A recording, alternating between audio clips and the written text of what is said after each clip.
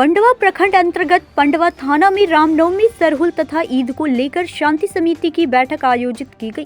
बैठक अंतर्गत पंडवा प्रखंड विकास पदाधिकारी, इंस्पेक्टर, पंडवा थाना प्रभारी तथा थाना के अन्य अधिकारी पदाधिकारी के साथ साथ ग्रामीण जनता भी अधिक संख्या में मौजूद रहे।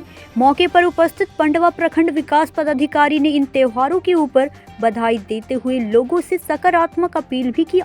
अपील अंतर्गत उन्होंने कहा कि कोई भी पर्व शांति, प्रेम, आपसी सौहार्द तथा भाईचारे का प्रतीक होता है। समारोह अंतर्गत सभी लोगों का भरपूर सहयोग एक अच्छा पर्व समापन की ओर इंगित करता है।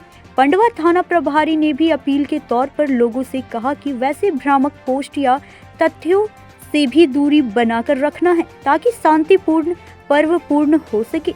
सभा या जुलूस के दौरान किसी भी प्रकार का कोई समस्या उत्पन्न होता है तो त्वरित इसके संबंध में खबर थाना को सुपुर्द करेंगे।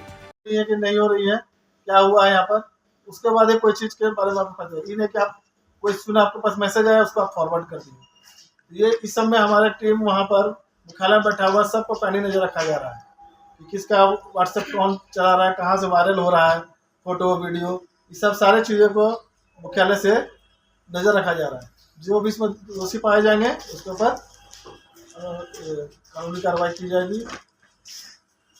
और विशेष कुछ नहीं, इसमें हमारे वीडियो साहब बताएंगे आप लोग को किस तरह से को मनाना है। एवं सभी ग्रामीणों को मेरा सादर प्रणाम एवं झारखंडी जोहार। ये जो शांति समिति की बैठक का जो एक प्रक्रिया है, ये बहुत ही महत्वपूर्ण प्रक्रिया होता है। कुछ ऐसे पर्व में, जिस पर्व में शांति या विधि व्यवस्था भंग होने की संभावना प्रशासन या पुलिस को लगती है कि ऐसी बातें हो सकती हैं, तो उन चीज़ों को अवॉइड करने के लिए, उन्हें अच्छे तरीके से व्यवस्थित रूप से करवाने के लिए एक पूर्व में ही एक बैठक रखी जाती है, जिसमें तमाम ग्रामीण उपस्थित करवाए जाते हैं। तमाम समिति के लोग होते हैं, अलग अलग समाज के लोग होते हैं, और वो अपनी छोटी मोटी समस्याओं को बताते हैं कि इसका निराकरण न करने से उस दिन हो सकता है कि व्यवधान उत्पन्न हो जाए। हम आए दिन देखते हैं कि कभी कभार ताजिया का जुलूस जाते रहता है या रामनवमी का झंडा जाता है और इलेक्ट्रिसिटी के तार में टकरा गया और बड़ा हादसा हो गया। ये तभी हो सकता है जब या तो आपने उस चीज़ की तरफ ध्यान आकृष्ट नहीं कराया या फिर प्रशासन को इस बात की जानकारी समय से नहीं हो पाई। ऐसे बैठकों का मकसद यही है कि आप ससमय ऐसी सूचनाएं दे दें जिससे कोई भी अप्रिय घटना न घटे। जैसा कि थाना प्रभारी महोदय ने बताया कि कई बार ऐसा होता है कि आज हमारा जो ट्रेंड बदल गया है, हम सोशल मीडिया की तरफ ज़्यादा नए लड़के जो हैं अट्रैक्ट रहते हैं या जुड़े रहते हैं। तो कई बार कई दूसरे राज्यों का वीडियो आ जाता है जिसमें एक समुदाय दूसरे समुदाय से लड़ता दिखता है, किसी समुदाय किसी को लोग फीडते रहते हैं और उसे हम बिना जानकारी वेरीफाई के अपने लोकल को करते हैं।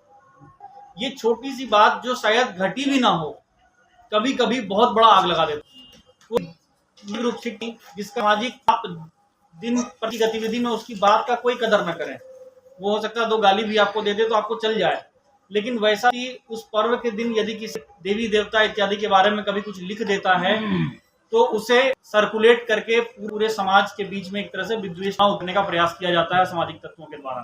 तो निश्चित रूप ऐसे को रखने का यही एक जो प्रयोजन है कि सजग रहे। किसी भी बात जो सकता है आप उसे सकना है, उससे प्रशासन को अथवा पुलिस को आप इसकी जानकारी दें। समय जो भी ध्यान किया जा सके, सौहार्द तरीके से पूरा त्योहार का आयोजन हो। आपने अभी दिन पहले ही पर्व मना और मैं इसी शांति की बैठक में उपस्थित उस समय कहा कि का महीना चल रहा है और समुदाय का एक बड़ा पूर्ण तरीके दोनों पर्व संपन्न हुआ। नमाज का उस दिन भी था और होली माहौल था, बहुत ही शांत तरीके से पर्व संपन्न हुआ। इसके आप बधाई के पात्र।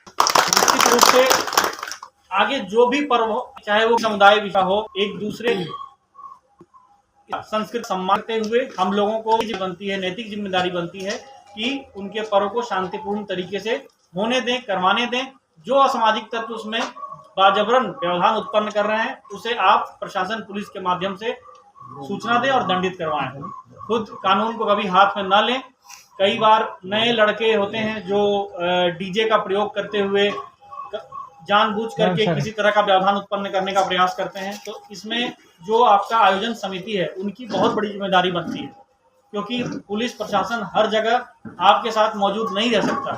तो आप कब कहाँ क्या करते हैं, इसीलिए जो आयोजन समिति है उनके साथ ये बैठक की जाती है कि पूरी की पूरी जिम्मेदारी आपके ऊपर भी, आपने यहाँ वॉलेंटियर का चुनाव करें, उस वॉलेंटियर का आप नंबर रखें कि अचानक से भीड़ में कभी कोई ज़रूरत पड़ जाए तो पुलिस की संख्या मान लीजिए 20-25 है और की संख्या अचानक 1000 है, बल्क पहुंचने लगा है। तो ऐसी स्थिति में जो आयोजन समिति है उनके पास जो वॉलेंटियर से सहयोग लिया जा सके ताकि शांति विधि व्यवस्था वहां पर संपन्न कराई जा सके। पूरे घटनाक्रम की वीडियोग्राफी भी कराई जानी है। तो सभी असामाजिकों को भी ये सचेत दीजिएगा कि तरीके से आपके आयोजन में वो बाधा ना पहुंचाएं, आपके एक सफल आयोजन को सफल दें और किसी समुदाय विशेष को कोई ना पहुंचे। इन्हीं सब बातों के साथ अपनी वाणी को विराम दूंगा। जय हिंद, जय भारत। पुलिस की संख्या मान लीजिए 20-25 है और पंडवा पलामू से भरत शर्मा की रिपोर्ट।